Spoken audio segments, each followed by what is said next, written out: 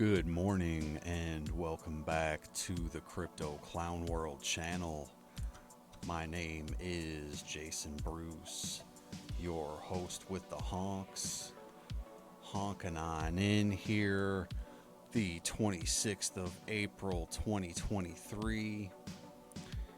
And thank you for joining me first of all. Hope you're having a great morning. We're bringing you an early update today because Bitcoin is making a move here, so I'm going to go ahead and honk on into that.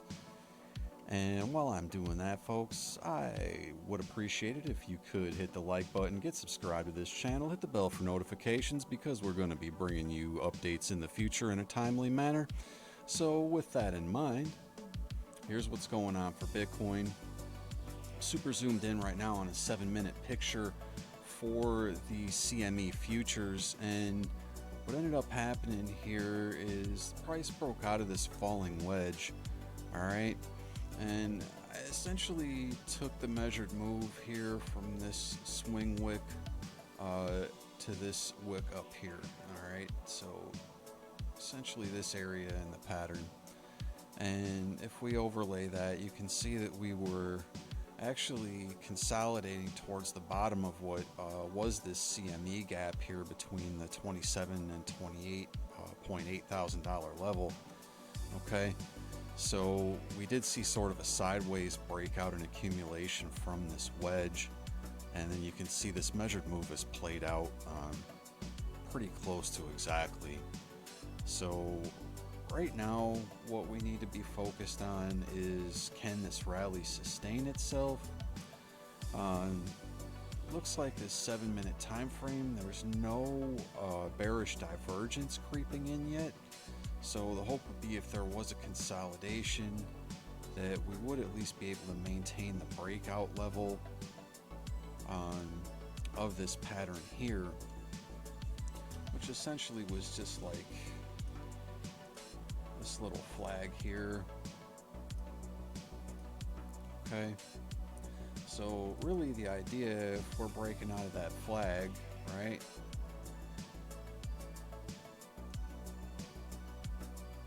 will be that we would do something like this, maybe come up to that 29,870 level on futures. Okay, so I'll swing over to the USDT pair on KuCoin on the 1-hour chart. You can see we consolidated around this area that I had highlighted previously, banged right off of that area, and now we're sitting right around this 0.5 fib. Okay, so that 0.5 fib, that would be like the perfect area for like a dead cat bounce, right? So we want to see the price continue this rally, even if there is a short consolidation. If we come back down here and even retest this area, like just below the middle Bollinger Band or this, 99 EMA, we could definitely see like a cup and handle type of an action. Okay, so even if this broke off right here and came back down, if we were to retest this area and come back up, maybe test this point of control. Okay, but yeah, if we look at this 1-hour time frame, we do have this POC that's really sticking out here up around this level where we were consolidating previously, and kind of created this, almost looks like a head and shoulders, but it's kind of ugly in that regard. Either way, this pattern broke down and we did get this falling wedge here, all right, which created a little bit of a head and shoulders pattern at the bottom, and we did get a nice clean breakout on that, and an even further move to the upside. Oops. And if you take a little closer look at that pattern here, this was kind of you can call it a W, you can call it a double bottom, whatever you want to call it. If you were to take this move here and kind of play that out just like that, you can see that it's perfectly moved up to that area. So this is kind of an area of confluence. where there was some consolidation before a further drop down. All right, so the bulls are trying to continue the momentum on this thing this morning, and we'll see what kind of a shot they have to do that. Well above the 99 EMA on the 4-hour, right? So if we continue to zoom out here, let's say on the 8-hour, that's the largest candle that's printed recently. See, this price action's moved above the middle Bollinger Band in the 25 EMA. So essentially this is, just trying to move and create a higher high. Now, if this were to create a more bullish move, you would be looking at, somewhere in this golden pocket, which is around 29.4 to 29.5 area, or even up around this 706 fib, 29.76. And 786, which is around 30,000.1. Okay, so look for some of those areas, and we could create an even larger cup and handle, right? Where we create something that comes all the way up here, come back down to test like the 0.5, and then come back up to make this larger move. And these are areas that I had mapped out before, this 32,249 and 33,000 area. I do still think that it's likely that we'll be going there. Okay. So we did not retest this 200 weekly moving average. All right. And, it doesn't look entirely likely that we're going to be doing that right now, just based on this move. So, I hear people talking about shorting, and I'm just like, well, you have to let this move play out right now. So if we zoom out just a little bit further, the 12-hour, really getting ready to cook. I was talking with one of my buddies in the Discord, and he was saying the other day that 12 hours ready to melt faces. And we did kind of get this falling wedge here. And now it is officially doing that. So, if you look at the 12-hour, it's going to be closing another candle here pretty soon. And, the likelihood here, there's no overhead resistance as far as like moving averages or anything. This is going to gravitate to this upper Bollinger Band, and that's around 30.5, 30.6 area. Okay. So if we look at the 22-hour, which is a little more of an obscure time frame, it's kind of an institutional time frame. That shows us that we'll likely have a new high coming in, okay? Because this upper Bollinger Band is higher than any of these candles have closed. All right. So I was listening to Eric Crown earlier. He said that there was a setup on the 2-day. Take a look at the 2-day. It is trying to flip the stochastic momentum with the blue over the red. It has not confirmed that yet. I think he said it would confirm around like 29.2. We're almost there. Okay. This RSI did bounce off the 50 level pretty clean. All right. So this 2-day setup looks pretty good. And if you were to kind of play this out, just take a crude measured move and do something like this, that's going to take us up here to around 39, 38 to 40,000. Okay. And that should be all well and good, because if we take a look at CME, there is a gap up here around 34 to 35. So perhaps we move a little bit past that. Okay. And maybe we'll see where this 2-day can take us. Because if we do go up there, all right, the idea is that, there's not a lot of volume between about this 30,000 area where we saw resistance before, just above that, and then all the way up to about 40K.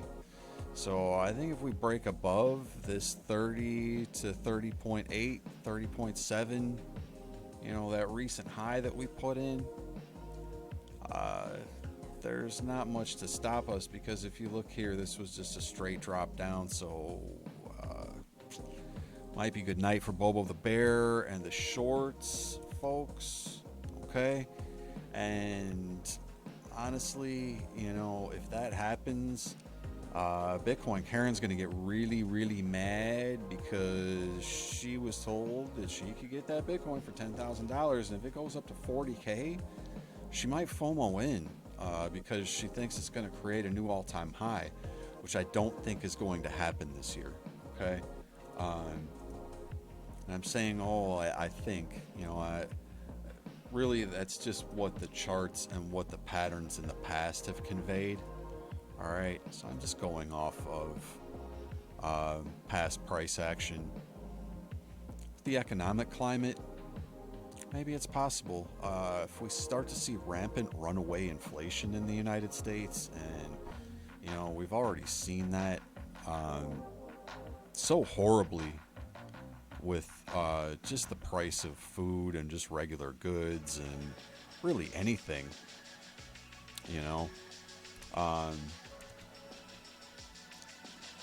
it's quite likely. Sorry, just trying to cut the music down there a little bit.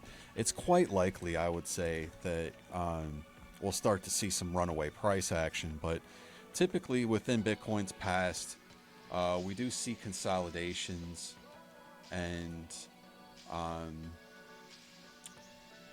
moves that tend to play out on a larger scale before we can really start to create those new all-time highs. All right, so if we look back here, and KuCoin, their USDT chart just goes back to 2017, but if we look back here with this consolidation, it took us quite a while, and we were kind of in this larger triangle pattern here for quite a long time before we broke out. And I would think that you would probably see something similar here, where we'll create sort of a larger falling pattern, maybe even come back down here, create a cup and handle or a double bottom, and then really break out of that for our larger bull run heading into 2025, where honestly I do think we'll see triple digit prices. And I'll get into that in another video, but the outlook right now is pretty bullish. But when we zoom out a little bit, keep in mind we're pretty overbought on this 12-day time frame, so could see a larger move happen. And if we take a look back here, we were staying overbought on this 12-day for quite a while, right? But the RSI stayed overbought even as we were kind of dipping down and creating some bearish divergence. The price was still moving up. So the likelihood would be this rally is not quite over, and we'll have to see how that plays out within the short term. I don't want to ramble too much, but it was a pretty nice move, and it looks like this move is actually extending itself now. All right, so I would look for a larger move, folks. That's what I'm seeing right now. At least up to this golden pocket, short term, 29.5, and we'll see if it breaks through that up to the 30 level, and if we can make a larger move. So let's take just a real quick look at the Bitcoin dominance. That just made a big move up, but there's a little bit of bearish divergence creeping in here on the 24 minute. Let's take a look at the USDT dominance. That has flatlined. All right. Could continue to move down. Might have a little more room to move down, so that might push, up to that 29.5 area we were looking at.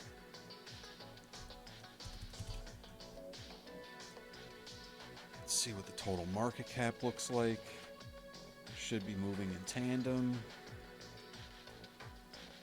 12 hours got plenty of room to run on the total market cap. Hopefully our altcoins will follow Bitcoin. We'll continue to dive into that as well. Oh, I had Karen sitting up there again.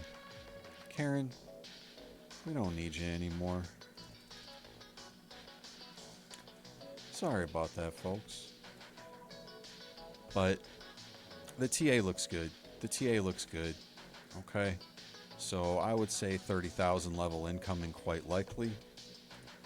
And we'll see what happens. All right. Let's let this 12-hour time frame rip. We've got the stochastics on our side. And we'll see where we close the day at. All right. So with that in mind, I'm Jason Bruce. This is Crypto Clown World. Make sure you're hitting the like button on the way out if you didn't on the way in. Get subscribed to our channel, folks. I do thank you for stopping on by if you did and made it this far. And make sure you're getting notified for those future videos. We're going to bring those to you in a timely manner. Thanks again. Have a fantastic morning. I'm Jason Bruce. This is Crypto Clown World. Have a great day.